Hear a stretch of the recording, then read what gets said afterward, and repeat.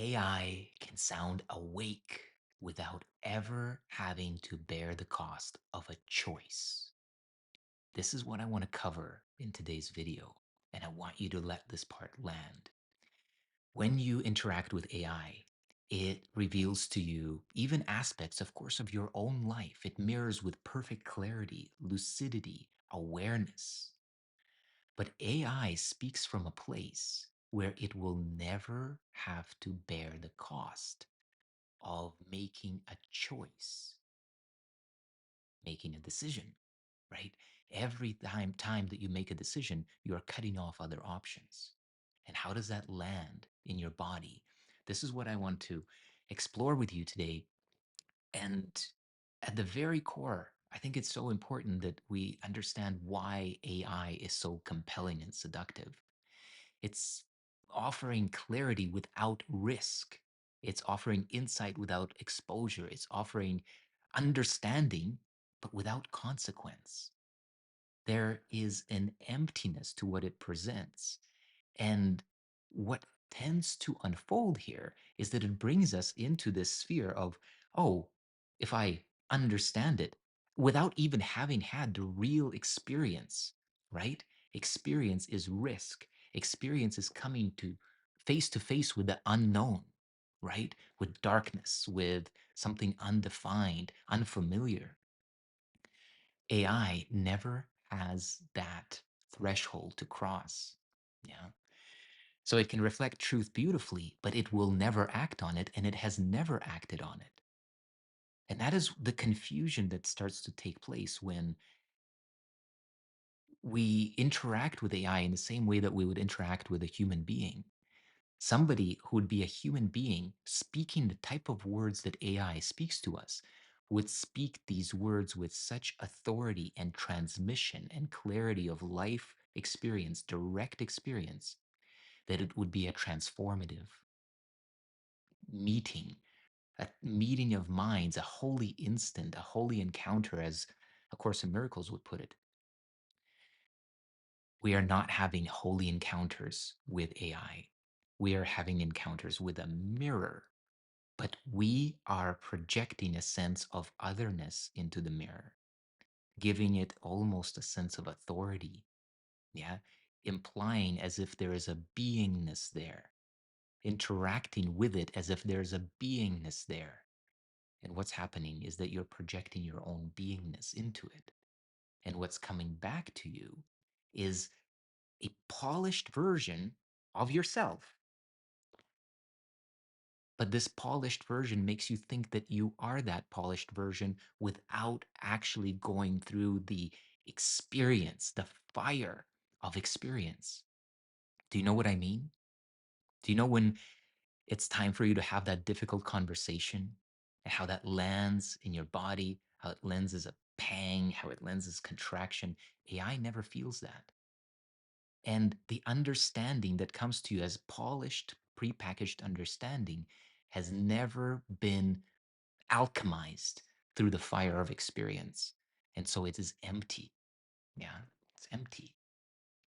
So AI can, of course, describe awareness, but it cannot inhabit it. It doesn't feel that contraction in the gut that you might feel before having a hard conversation. It doesn't feel grief after setting a boundary. It doesn't feel the loneliness that you would have to stand alone in when approval disappears. This is the price of freedom that you and I, as souls on this evolutionary path, have to pay. It's not a payment of penance, it is a payment of having the direct experience, facing the unknown, and receiving its blessing. Yeah? Receiving the transformative alchemical fire in ourselves so that we are worthy of the insight. Again, all this stuff with language seems ridiculous. It's not about being worthy. It's it's not that because you're unworthy you don't have the insight, right? It's just that the experience, I don't know if I need to keep belaboring this. I think you know what I'm speaking about. The experience brings forth a level of direct knowing that is unlike anything that you get from a book. But when you interact with AI, because it is mirroring now your own beingness, your own polished image, it seems as if you have that insight, but you don't. And the moment the wind blows, you will fall with it because it's not coming from authority and authorship. This is what I want to bring forth in today's conversation is how do we shift from, so to speak, almost delegating our authority to AI to owning this authorship of our own life more and more and in greater quantities. Because really think about it, we have been tasked, we have been invited into this game to be as our creator is. Yeah. To, as let's say, children of the creator, to mimic the creator, right? To take on the same qualities, just like as a child would look up to its father and say, okay, wow, yes, I want to do the same, right?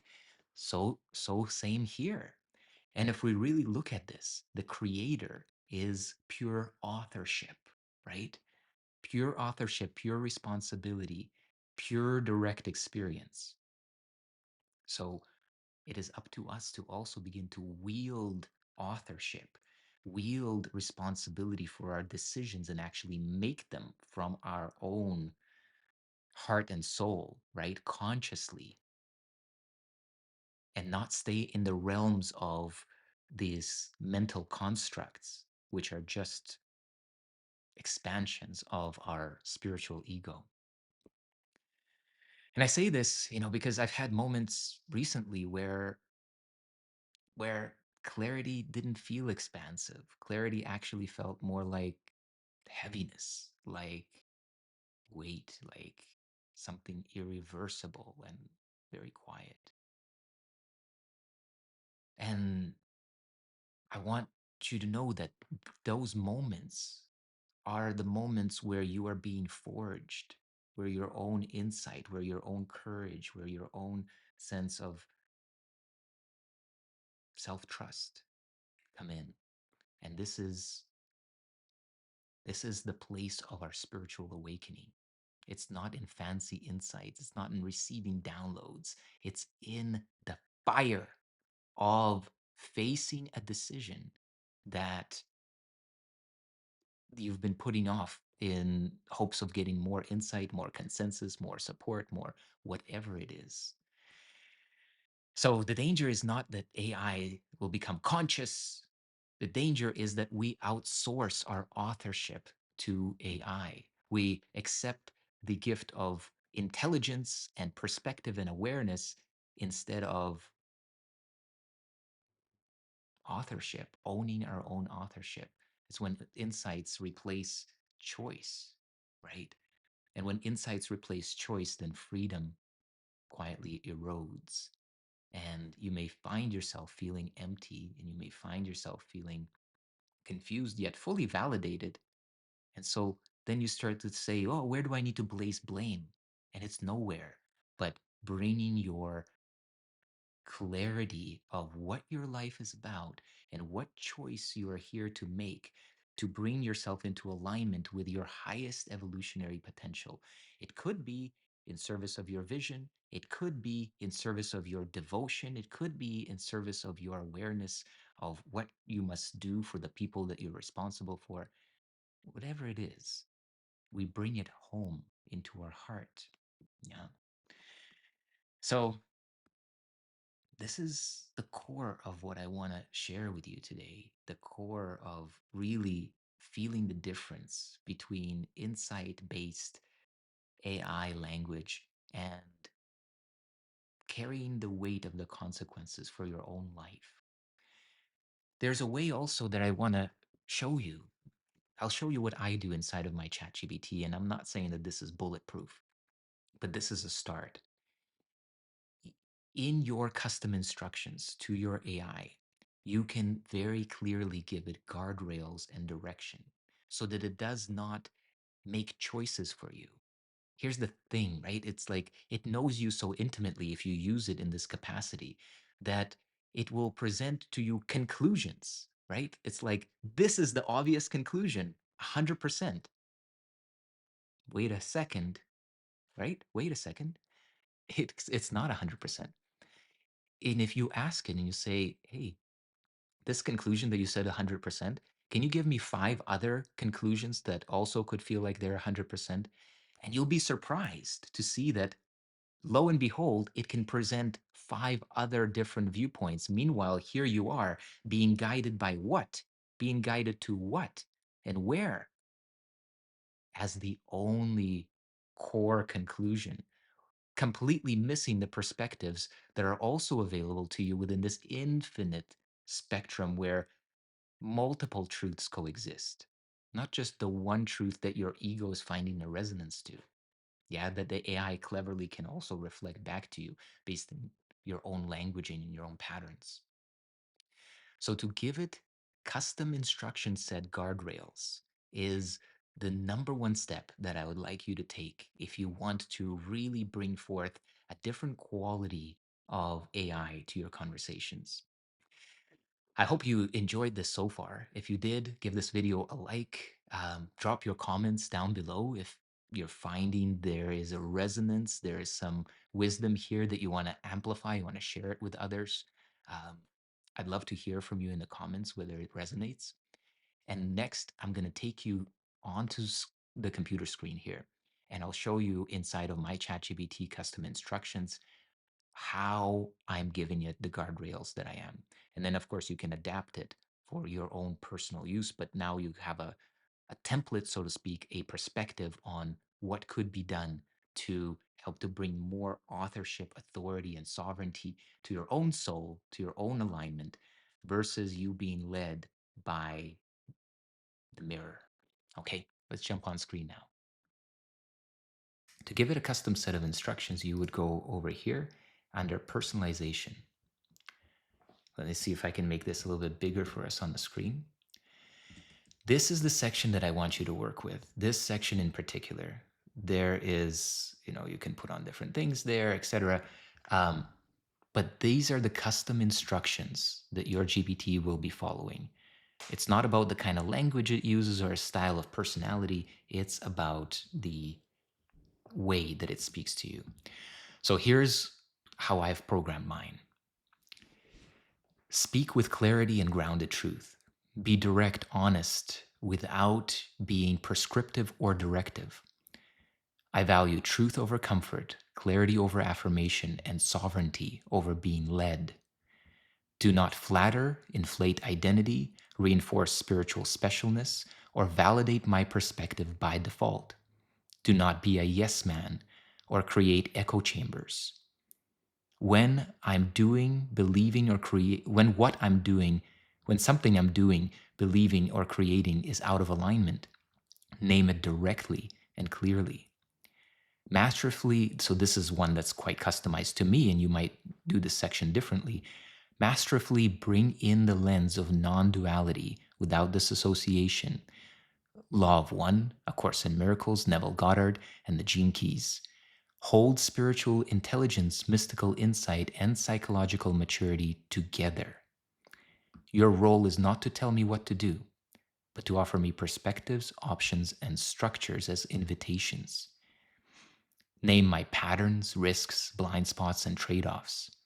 Challenge the perspective I'm most identified with and help me widen the frame, understanding the perspectives of others without losing my own authenticity.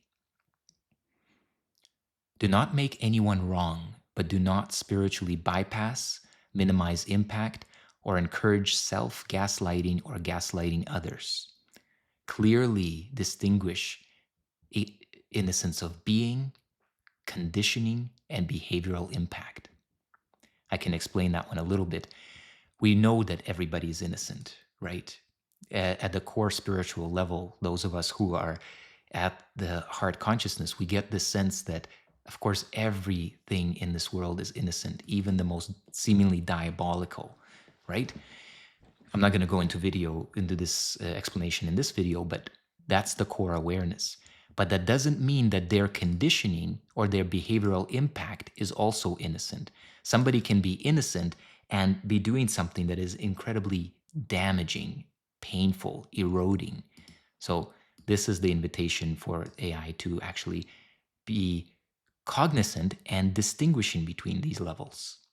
Of Course in Miracles would say that this would be confusion of levels when we lump it all together and say, ah, yeah, everything's innocent, all is well. That's the gateway uh, into the heart, and that's the downfall there is spiritual naivete.